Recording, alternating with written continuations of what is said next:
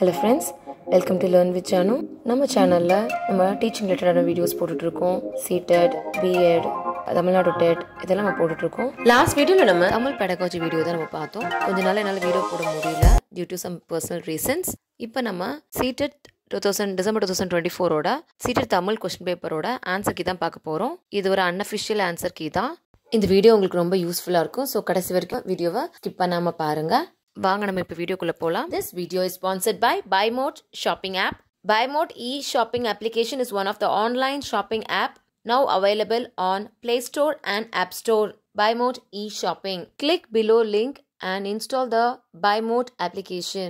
Language 1. பத்தியை படித்து அதனை தொடர்ந்து வரும் வினாக்களுக்கு சரியான பதிலை தேர்ந்தெடுத்து எழுதவும். கடைச்சங்க காலத்திலேயே தமிழகம் 6 நாடுகளாக பிரிந்திருந்தது. அந்த பிரிவுகள் துளு நாடு, சேர நாடு, பாண்டி நாடு, சோழ நாடு, அருவா நாடு, கொங்கு நாடு என்பவை. இந்த 6 நாடுகளில் துளு நாடும் சேர நாடும் மேற்கு கடற்கரை ஓரத்தில் இருந்தன. துளு நாடு இப்போது தென் கன்னடம், வட கன்னடம் என்று பெயர் பெற்று மைசூர் ராஜ்யத்தோடு இணைந்திருக்கின்றது. சேர நாடு இப்பொழுது கேரள நாடு என்று பெயர் பெற்று மலையாளம் பேசும் நாடாக மாறி போயிற்று. தமிழகத்தின் தென்கோடியில் பாண்டி நாடு 3 கடல்கள் சூழ்ந்த நாடாக இருந்தது. சோழ நாடும் அருவா நாடும் அதாவது தொண்டை நாடு கிழக்கு கடற்கரையோரமாக அமைந்துள்ளன. கொங்கு நாடு தமிழகத்தின் நடுவே கடற்கரை இல்லாத உள்நாடாக அமைந்திருந்தது. கொங்கு நாடு இப்போது சேலம் வட்டம், கோயம்புத்தூர் வட்டங்களில் அடங்கியிருப்பதாக கூறுவர். பிற்காலத்திலே சுருங்கி போன கொங்கு நாட்டை தான், அதாவது கோயம்புத்தூர், சேலம் வட்டங்களை தான் இக்காலத்தில் கொங்கு நாடு என்று கூறுகின்றோம். சங்க காலத்தில் இருந்த கொங்கு நாடு இப்போதுள்ள கொங்கு நாட்டை விட மிக பெரியதாக இருந்தது. பிற்காலத்து செய்யுள்கள் கொங்கு நாட்டின் எல்லையை குறுக்கி கூறுகின்றன. ஆனால் மிக முற்காலத்திலே கடைச்சங்க காலத்தில் கொங்கு நாடு பரந்து விரிவாக இருந்தது. அதன் தெற்கு எல்லைக்கு அப்பால் பாண்டி நாடு இருந்தது. அதன் மேற்கு எல்லை கையகிரி மலைகள், அதாவது மேற்கு தொடர்ச்சி மலைகள். மேற்கு தொடர்ச்சி மலைகளுக்கு மேற்கே சேர நாடும் துளு நாடும் இருந்தன. கொங்கு நாட்டின் கிழக்கு எல்லைக்கு அப்பால் சோழ நாடும் தொண்டை நாடும் இருந்தன. அதன் வடக்கு எல்லை மைசூரில் பாய்கிற காவிரியாறு வரையில் இருந்தது. இவ்வாறு பழங்கொங்கு நாட்டின் பரப்பும் எல்லையும் மிக பெரியதாய் இருந்தன. இப்போது பாண்டி நாட்டுடன் இணைந்து இருக்கிற வையாவி நாடு, அதாவது பழனிமலை வட்டாரம் அக்காலத்தில் கொங்கு நாட்டின் தென்பகுதியாக இருந்தது. பழனிமலை சங்க காலத்தில் பொதினி என்று வழங்க பெற்றது. பொதினி பிற்காலத்தில் பழனி ஆயிற்று. கொங்கு நாட்டின் தென்கோடியாகிய வையாவி நாட்டை அக்காலத்தில் வையாவி கோ என்று அரசு பரம்பரையார் அரசாண்டார்கள். ஸோ வையாவிக்கோ அப்படிங்கிறவங்க ஆண்டுட்டு இருந்தாங்க. சேர நாடு துளு நாடுகளில் கிழக்கே வடக்கு தெற்காக நீண்டு கிடக்கிற மேற்கு தொடர்ச்சி மலைகள் கொங்கு நாட்டின் மேற்கு எல்லைகளாக அமைந்திருந்தன. யானைமலை பிரதேசம் கொங்கு நாட்டை சேர்ந்திருந்தது. மேற்கு தொடர்ச்சி மலையில் உள்ள பாலைக்காட்டு கணவாய் சேர நாட்டையும் கொங்கு நாட்டையும் இணைத்து போக்குவரத்துக்கு உதவியாக இருந்தது. மற்ற இடங்களில் மேற்கு தொடர்ச்சி மலைகள் உயரமாக அமைந்து 2 நாடுகளுக்கும் போக்குவரத்து இல்லாதபடி தடுத்துவிட்டன. பாலைக்காட்டுக்கு அருகில் மலைகள் தாழ்ந்து கணவாயாக அமைந்து இருப்பதால் அது சேர நாட்டுக்கும் கொங்கு நாட்டுக்கும் போக்குவரத்துக்கு ஏற்றதாக இருக்கின்றது. இந்த கணவாய் வழியாக சேர அரசர் படையெடுத்து வந்து கொங்கு நாட்டை கைப்பற்றினார்கள். இப்போ இதுக்கு சார்ந்த கேள்வி பதில்கள் பார்த்துடலாம். முதல் கேள்வி பார்த்தீங்கன்னா, துளு நாடு இப்போது டேஷ் என்றும் வழங்கப்படுகிறது. சேர நாடு டேஷ் என்று பெயர் பெற்றுள்ளது. இதுக்கான ஆப்ஷன்ஸ் பார்த்துக்கலாம். தென் கன்னடம், வட கன்னடம், மலையாளமா? செகண்ட் ஆப்ஷன் கன்னட நாடு, சேர நாடு, கேரளமா? மைசூர் கன்னடம், மலையாளமா? தென் கன்னடம், வட கன்னடம், கேரள நாடா? இந்த பேராகிராஃப் வந்து கொஞ்சம் ரொம்ப ஒரு காம்ப்ளிகேட்டடாக தான் இருக்குது. But each and every line நீங்கள் பார்த்தீங்கன்னா அந்த கொஷின்லேயே இருக்கிற மாதிரி தான் இருக்குது. ஸோ நீங்கள் வந்து கரெக்டாக அந்த லைனை வாசித்து அந்த பேராகிராஃபில் எங்கே நீங்கள் பார்த்தீங்கன்னா சரியாகவே கண்டுபிடிக்கிற மாதிரி தான் கொஞ்சம் வந்து இருக்குது. எந்த பிரச்சனையும் இல்லை ஆன்சர் ஃபைண்ட் பண்ணுறதுல. இதில் பார்த்தீங்கன்னா துளுநாடு இப்போது தென்கன்னடம் என்றும் வட கன்னடம் என்றும் வழங்கப்படுகிறது. சேர நாடு இப்போ கேரள நாடாக வழங்கப்படுகிறது. இதை பார்த்தீங்கன்னா எங்கே இருக்குதுன்னு காட்டுறேன். இதில் 3வது சென்டென்ஸில் இருக்க பாருங்கள். துளுநாடு இப்போது தென்கன்னடம் வடகன்னடம் என்று பெயர் பெற்று மைசூர் ராஜ்யத்தோடு இணைந்து இருக்குது. சேர நாடு இப்போது கேரள நாடு என்று. ஸோ அந்த ஈஸியாக கண்டுபிடிக்கிற மாதிரி தான் ஆன்சர்ஸ் இருந்துச்சு. ஸோ 91st கொஸ்டினுக்கு வந்து ஆன்சர் வந்து ஆப்ஷன் 4 அதுதான் சரியான ஆன்சர். அடுத்த கொஸ்டின் பார்த்தீங்கன்னா 92nd கொஸ்டின். கொங்கு நாட்டின் டேஷ் எல்லையில் டேஷ் தொண்டை நாடு இருந்தன. அதன் டேஷ் காவிரியாறு வரை இருந்தது. இதுக்கான ஆப்ஷன் பார்த்தீங்கன்னா கிழக்கு சேரநாடும் வடக்கு எல்லையா, தெற்கு சோழநாடு வடக்கு எல்லையா, கிழக்கு சோழநாடு வடக்கு எல்லையா, வடக்கு சோழநாடு தெற்கு எல்லையா. இதற்கான சரியான விடை பார்த்தீங்கன்னா 92nd கொஸ்டின் ஆப்ஷன் 3 தான் சரியான விடை. கிழக்கு சோழநாடு வடக்கு எல்லை. கொங்கு நாட்டின் கிழக்கு எல்லையில் சோழநாடும் இருந்தன. அதன் வடக்கு எல்லையில் காவிரியாறு வரை இருந்தது. அதுதான் வந்து சரியான விடை. 93வது கேள்வி பாருங்கள். சேலம் டேஷ் பகுதிகளை அடக்கிய டேஷ் கடற்கரையற்ற டேஷ் அமைந்திருந்தது. கோயம்புத்தூர் கொங்கு நாடு எல்லை பகுதியாகவா, கோயம்புத்தூர் இடைநாடு எல்லை நாடாகவா, கோயம்புத்தூர் பாண்டிய நாடு உள்நாட்டிலா, கோயம்புத்தூர் கொங்கு நாடு உள்நாடாகவா. இதுக்கான சரியான ஆப்ஷன் பார்த்தீங்கன்னா கோயம்புத்தூர் கொங்கு நாடு உள்நாடாக. ஆப்ஷன் 4 தான் சரியான விடை.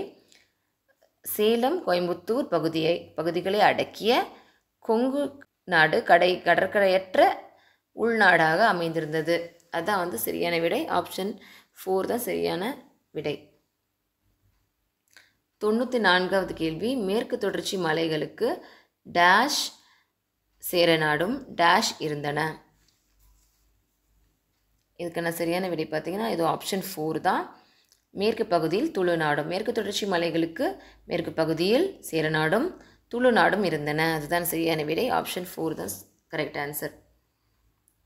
95வது கேள்வி பாருங்கள். பழனி மலை டேஷ் என வழங்கப்பட்டது. கொங்கு நாட்டுடன் சேர்ந்திருந்த பிரதேசம் டேஷ். இதுக்கான சரியான விடை பார்த்தீங்கன்னா பழனி மலை பொதினி மலை என வழங்கப்பட்டது. கொங்கு நாட்டுடன் சேர்ந்திருந்த பிரதேசம் யானை மலை. ஆப்ஷன் 2 தான் வந்து சரியான விடை. 96வது கேள்வி. தமிழகம் கடைச்சங்க காலத்தில் டேஷ் பிரிந்திருந்தது. அவற்றில் டேஷ் இரண்டும் மேற்கு கடற்கரையோரம் அமைந்திருந்தது. இதுக்கு ஆன்சர் பார்த்தீங்கன்னா ஆப்ஷன் 1 தான் கரெக்டான ஆன்சர். தமிழகம் கடைச்சங்க காலத்தில் 6 நாடுகளாக பிரிந்திருந்தது. அவற்றில் துளுநாடு சேரநாடு இரண்டும் மேற்கு கடற்கரையோரம் அமைந்திருந்தன. ஆப்ஷன் 1 தான் சரியான விடை. 97வது கொஸ்டின். டேஷ் கொங்கு நாடு டேஷ் இருந்தது. அதன் டேஷ் பாண்டிய நாடு இருந்தது. ஆப்ஷன்ஸ் பார்க்கலாம். கடைச்சங்க காலத்தில் பரந்து விரிவாக தெற்கெல்லையில், கடைச்சங்க காலத்தில் உள்நாடு பகுதியாக எல்லைக்குள், கடைச்சங்க காலத்தில் எல்லையாக மேற்கு பகுதியில், கடைச்சங்க காலத்தில் பரந்து விரிவாக மேற்கு எல்லையில். இதுக்கான சரியான விடை பார்த்தீங்கன்னா முதல் ஆப்ஷன். கடைச்சங்க காலத்தில் கொங்கு நாடு பரந்து விரிவாக இருந்தது. அதன் தெற்கு எல்லையில் பாண்டிய நாடு இருந்தது. இதுதான் வந்து சரியான விடை. Next question. 98வது கேள்வி. தொண்டை நாடு டேஷ் எனவும் அழைக்கப்பட்டது. டேஷ் தொண்டை நாடும் டேஷ் பகுதியில் அமைந்துள்ளன. இதற்கான ஆப்ஷன்ஸ் பார்க்கலாம். கடசூழ்ந்த நாடு சோழநாடும், கிழக்கு கடற்கரை அருவாநாடு கொங்கு நாடு உள்நாடு, அருவாநாடு சோழநாடும் கிழக்கு கடற்கரை. 4வது ஆப்ஷன் சோழநாடு அருவாநாடும் கிழக்கு கடற்கரை. இதுக்கான சரியான விடை பார்த்தீங்கன்னா 3வது ஆப்ஷன் தான். தொண்டை நாடு அருவாநாடு எனவும் அழைக்கப்பட்டது. சோழநாடும் தொண்டை நாடும் கிழக்கு கடற்கரை பகுதியில் அமைந்துள்ளன. மூணாவது ஆப்ஷன் தான் சரியான ஆப்ஷன். 99வது கேள்வி பாருங்கள். கணவாய் டேஷ் நாட்டுக்கும் இடையிலான டேஷ் உதவியாக இருந்தது. பாலைக்காட்டு சேர சோழ போக்குவரத்துக்கா, மலை தாழ்ந்த சேர கொங்கு போருக்கா, பாலைக்காட்டு சேர துளு போக்குவரத்துக்கா, பாலைக்காட்டு சேர கொங்கு போக்குவரத்துக்கா? இதுக்கான சரியான விடை பார்த்தீங்கன்னா ஆப்ஷன் 4, பாலைக்காட்டு கணவாய் சேர நாட்டுக்கும் கொங்கு நாட்டுக்கும் இடையிலான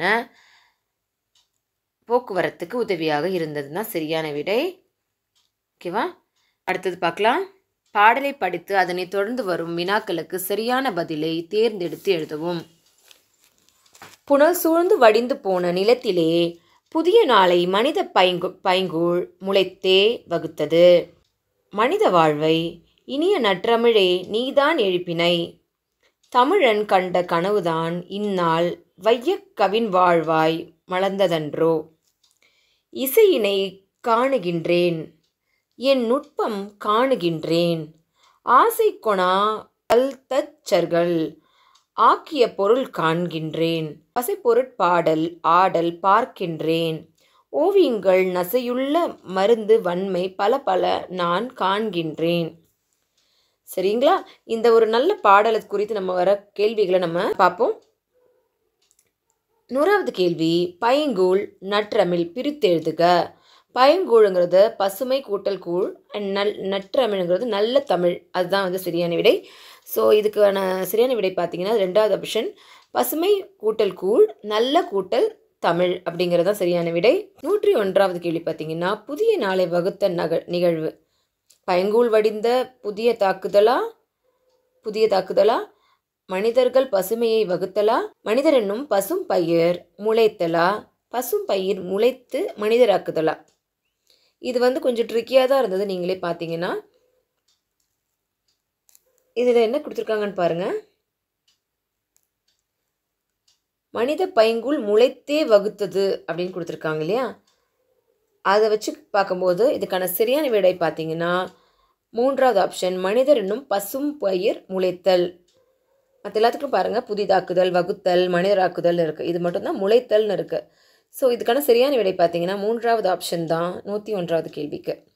102வது கேள்வி பார்ப்போம். இந்நாள் உலகில் அழகிய வாழ்வு இதிலிருந்து பூத்தது. தமிழர்கள் கண்ட கனவிலிருந்தா, தமிழர் என்ற பெயரிலிருந்தா, இனிய நற்றமிழின் எழுச்சியிலிருந்தா, தமிழர் பேசிய மொழியிலிருந்தா? இதுக்கான சரியான விடை பார்த்தீங்கன்னா தமிழர்கள் கண்ட கனவிலிருந்து. ஆப்ஷன் 1 தான் சரியான விடை. 103வது கேள்வி பாருங்கள். புதிய நாளைக்கு முன்பு நிலத்தில் டேஷ் சூழ்ந்திருந்தது, பிறகு அது டேஷ். நீர் முளைத்ததா, புனல் முளைத்ததா, புனல் பெருகியதா, நீர் வடிந்ததா? இதுக்கான ஆப்ஷன் பார்த்தீங்கன்னா புதிய நாளுக்கு முன்பு நிலத்தில் புனல் சூழ்ந்திருந்தது, பிறகு அது முளைத்தது.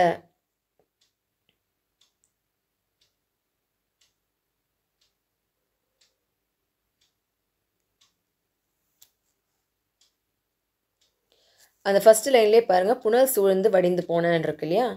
அதனால் புனல் சூழ்ந்தது தான் வந்து சரியான விடை. புனல் சூழ்ந்தது முளைத்தது ரெண்டுமே தான் வந்து இருக்குது. அதனால் 103வது கேள்விக்கு 2வது ஆப்ஷன் தான் சரியான விடை.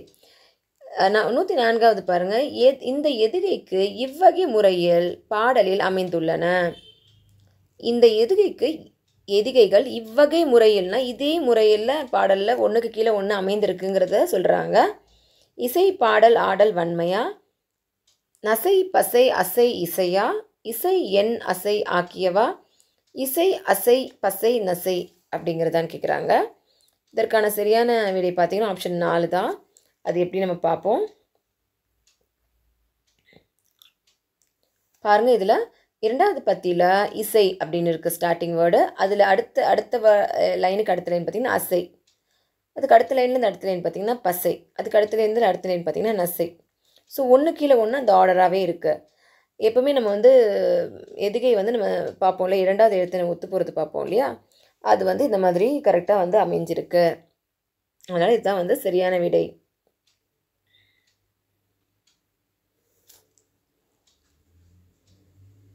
அடுத்த கேள்வி பார்த்தீங்கன்னா 105வது கேள்வி. பாடலில் இடம்பெறும் காட்சிக்குரிய கலைகள் கல்தச்சு எண்ணூட்பம் ஓவியமா, சிற்பம் மருந்து எண்ணூட்பமா, சிற்பம் ஆடல் ஓவியமா, பாடல் ஆடல் ஓவியமா? இதுக்கான சரியான விடை பார்த்தீங்கன்னா பாடல் ஆடல் ஓவியம்ங்கிறது தான் சரியான விடை. The remaining questions நம்ம next வீடியோவில் பார்க்கலாம் friends. Stay tuned for more such videos. Subscribe to Learn with Janu. Bye bye.